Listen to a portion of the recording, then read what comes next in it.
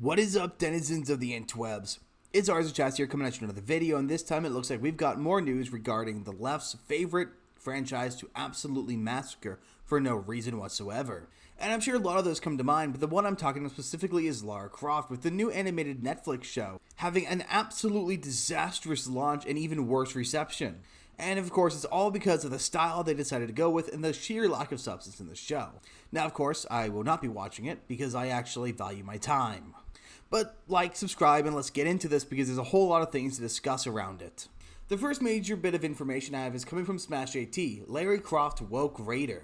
And this is a really good article because it just breaks down a whole lot of the problems wrong with Lara Croft. Now, like I said, I haven't watched this, and I'll admit, I haven't played a Lara Croft game. I've wanted to. I can think of two very good reasons why I've wanted to. Actually, probably four very good reasons I wanted to. But I just never simply got around to it because I've always had more pressing games to play than Lara Croft. But given the current direction of the game, I'm not too inspired to get into it now unless I'm playing the older games that were bastardized by Crystal Dynamics. Now, as anyone who's paying attention knows, the crux of the issue is Lara Croft looks like a dude. She does. She doesn't look feminine at all. At best, she looks like a slightly feminine dude. She looks identical to how most early 2000s 2D animated movies made characters look. I mean, look at that. She looks identical to the kid from Treasure Planet. It's not an appealing look for a woman. And I like how Smash JT says it here. Larry Croft is the first name that comes to mind when watching this new animated portrayal of Lara Croft, and for good reason. And he points out that she's got broad shoulders, a flat chest, muscles everywhere, looks overly masculine, and is completely and utterly devoid of femininity. There is nothing about this image that is even remotely feminine. And because we're only 2 minutes in, and I know that any person who is going to have an issue with what I'm saying isn't going to get any further than this, let me be very clear. I am not a straight man. Do not come in here with the "you just want to fap to her" logic, because it's not an accurate description. It's not an accurate thing, because guess what? I wouldn't do that to Lara Croft. I can appreciate it, but that's not something I'm into. So anyone who says that can stop arguing disingenuously, can stop arguing with bad faith, and can go and crawl back into their dirty little hole that they all like to hide in. Because while insults and arguments are completely welcome on my channel, I have zero tolerance for bad faith arguments whose sole goal is to be disingenuous and avoid any kind of discussion. But with that aside, let's get back into the article. Now, it seems to be that the main problem with the show, the crux of the issue, is the writing team. Shocker, two of the most prominent people on the team are trans-identifying. We have Joey Soloway, who was formerly known as Jill, who identifies as non-binary. I love when these people switch genders. They always pick such a sanitized name. And the best part is, he's only got one writing credit on Witcher Blood Origins, which was an absolute failure. So why in the world they would give him another project is beyond me. And of course, given the fact that there are two different people who came out as transgender during the time of filming, there's definitely no agenda being shoved into this cartoon though, of course, right? But this show just continues the same trend of turning Lara Croft, who was originally the epitome of a strong, independent female character, as the positive example of that. Because as we all know, a strong, independent woman is, of course, the negative stereotype of modern female characters. But Lara Croft was the real deal and was an actually honest representation of that. Someone who used her femininity as a weapon, as most women would be doing in that situation. Yes, she had big breasts that could get in the way of her doing her cave stuff, but she used them to distract guards and to her advantage as often as she could. Because that's what real women would do in that situation. But instead they took this person who was a perfect example of how women should be created and turned them into a man. It's just a grumpy old man who cries every single chance he can. Because that's the only way they see themselves, as weak men who cry nonstop. Because these people, as much as they want to identify as men, do not know what it means to be one. And of course, to no one's surprise whatsoever, the response from the community has been overwhelmingly negative. Like this person out here saying, yeah, it's time to abandon Western media. And as Smash AT points out, the biggest problem with this direction isn't just that it changed how Lara looks, but it also sends a message to longtime fans that their attachment to the character as she was is somehow wrong or outdated. And if you follow Melanie Mack, who, even though I may be described by her favorite word, is one of my favorite people to follow on Twitter, because she just is absolutely hilarious on there, you can see for a fact that people are trying to shame Melanie Mack, a woman, for having issues with the changes to Lara Croft, calling her evil and horrible for having an issue with the absolute lack of any kind of femininity, and especially for complaining about the uni boob. And this was the other person on the team who has recently switched her gender. And of course, they always look the same, don't they? Especially their profile pictures, because they always have to use an anime profile picture that doesn't even look the way that they pretend to want to look, because they know in their hearts they will never pass for what they want to be. Also, I always love it when they claim to do something and then always continue to not change their behavior whatsoever. And of course, this person's main piece of work was on Castlevania, which, if you haven't seen it, is trash. The first season's pretty damn good, but after that it goes to hell in a handbasket. And if I heard one more white woman vampire bitch about straight white men, I was going to Kurt Cobain myself. And of course, this just perfectly aligns with all of the other trends of pushing social agendas within Lara Croft and other media. But Lara Croft seems to be getting the worst of it lately. If you remember her tabletop role-playing game, where she's no longer a treasure hunter, but now someone who's returning the goods and making good on her wrongs against Native American communities. And this 100% is an example of revisionist taking priority, of leftist revisionists destroying the story. And because people keep arguing with me, they keep asking, Arthur Chats, what the hell do you mean woke? This isn't woke. Or why are you saying woke's a bad thing? The director is owning it. That's because most people have a direct misunderstanding of what the term woke means. So here it is, right here. Smash AT lays it out perfectly. The wokeness is when you take over something, a story, and you change it at the detriment of the story to affirm your political or social beliefs.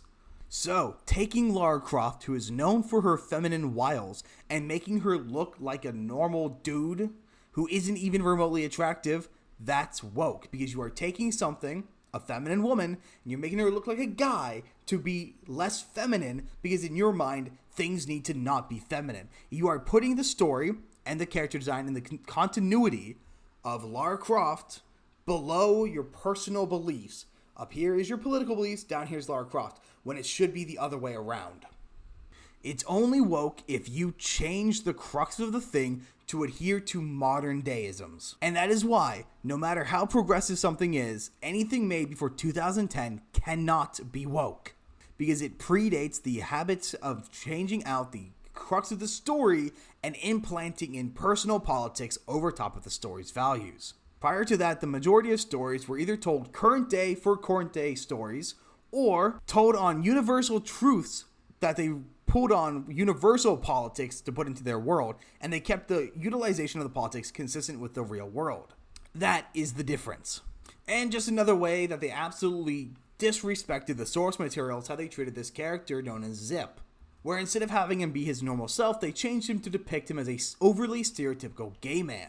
So of course, anyone who sees me on MSK's show knows that I absolutely need to be the kind of person commenting on this stuff, because it's absolutely disgusting and disrespectful whenever they do it. As everyone knows, I absolutely despise the notion of sexuality swapping. In fact, I think anytime you change any character's immutable characteristics of race, gender, sexuality, or others, you have to have either a really good reason or you don't do it. And there is never a reason good enough to justify it. But that didn't stop these two narcissist showrunners from doing that with this character, and sexuality swapping him into being an overbearingly gay man. And just looking at his character design that they put in this, of course, is also stereotypical. And here's what he looked like before the swap, and then going back up to what he looks like now. This picture down here is a better representation of what's wrong. You have the overbearingly large number of earrings. I have earrings myself, but, 2. The normal amount. They gave him an overly manicured beard. They gave him the modernity haircut of all the new black characters that every single one of them has. He's got the Miles Morales cut. He's got a shitty fade. He's got way too much jewelry, feathers, and he's got, of course, the most obnoxiously colored painted nails.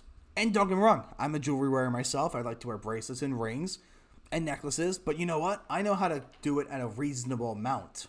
It's so overbearing, and it's so done with the deliberateness of making sure you know this character is beyond question gay.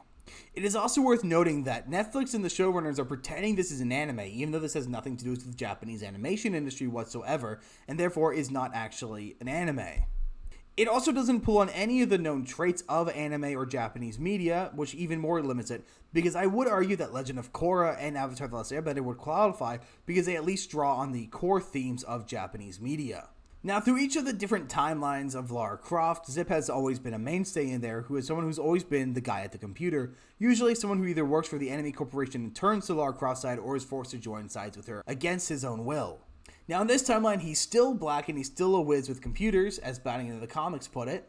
But now he's got the modernity haircut and he's become the full-time man in the chair. So of course, not only do they have a black character they're bringing over, they've sexuality shocked him, and now he's no more than a puppet who's there for the sheer act of convenience.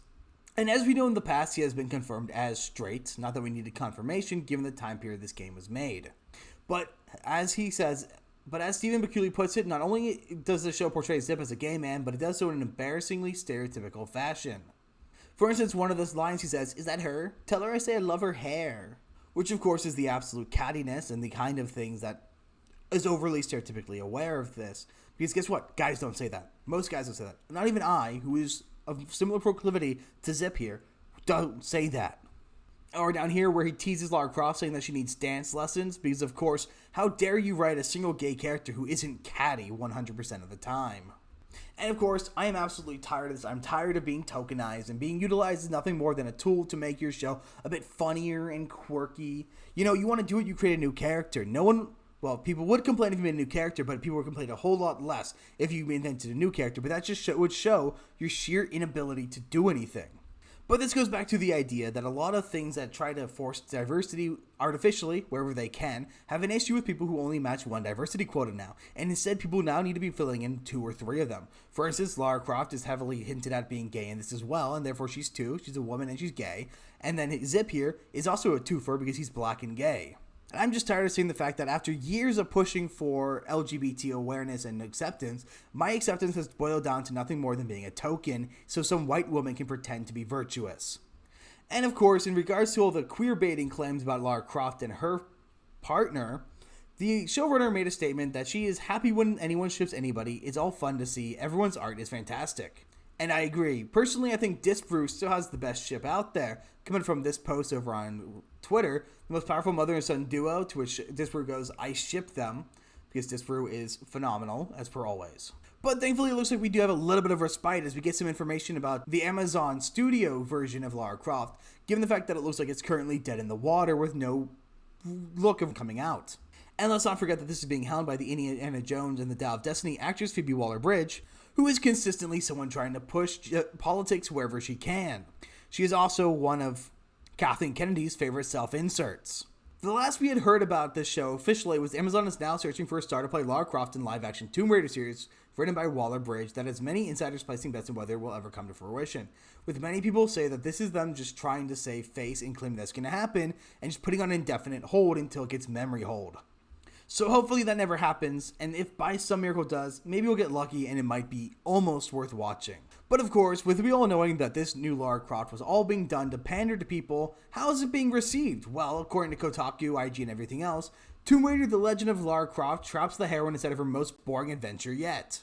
Coming from Kotaku.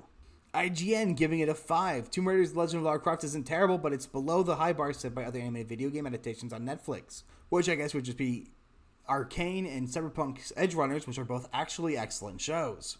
So it's no shocker to me whatsoever that not even the shills can even defend the show because they know it's bad. And if you try to defend a show like this, you're going to actively be hurting your very limited journalistic integrity, which therefore makes me concerned as to why Kotaku bothered to be critical of the show, given the fact they don't have any journalistic integrity in the first place.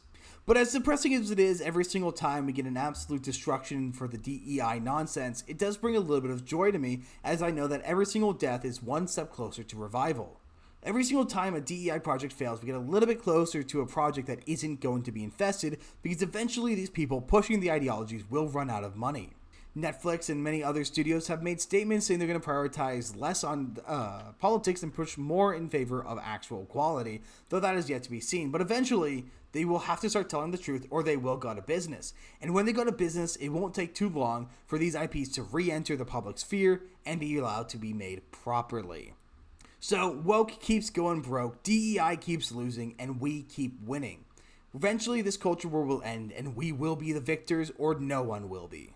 But that's pretty much what I've got for this video. Let me down in the comments if you bothered to watch the show, and if you had any kind of, if there was even a little bit in it that you actually enjoyed. I'm doubtful anyone's going to say that, but in case you have, I'd like to know. But now, that's pretty much all I've got, so I will see you guys on the next one.